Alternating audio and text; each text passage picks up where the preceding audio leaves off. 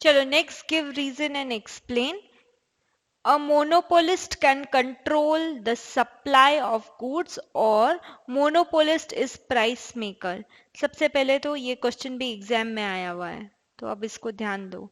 अब सबसे ज्यादा गलती बच्चे कहाँ करते हैं? मोनोपोलिस्ट और मोनोपोलिस्टिक में फर्क नहीं कर पाते क्योंकि ढंग से पढ़ते नहीं है. तो सबसे पहले देखो, एक हमने पढ़ा monopolistic competition, MONOPOLISTIC,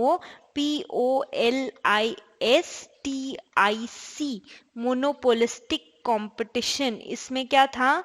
large number of buyers and sellers थे और एक monopoly.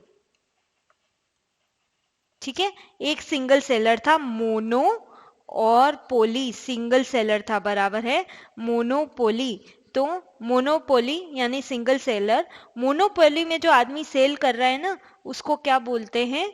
Monopolist.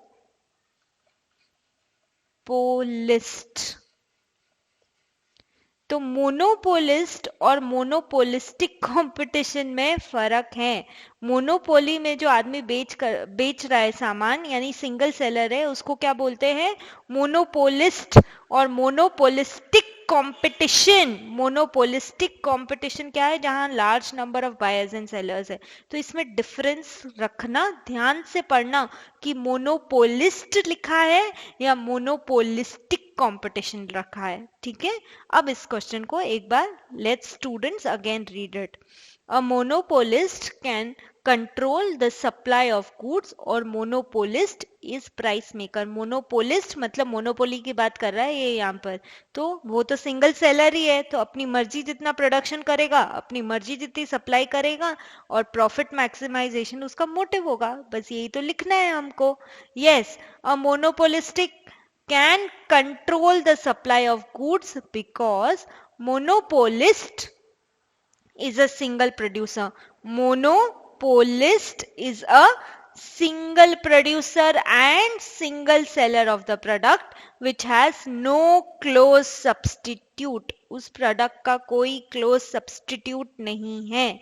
Okay, here firm and industry is the same, क्योंकि एक ही है बेचने वाला, तो ग्रुप ऑफ फर्म्स इंडस्ट्री बनती है. वो कोई सीन ही नहीं है यहाँ पर फर्म और इंडस्ट्री एक ही बात है क्योंकि सिंगल सेलर है. तो here firm and industry is same, controlling full supply of product. There are no rivals, न तो कोई राइवल न तो कोई कंपटीशन, बात ही खत्म.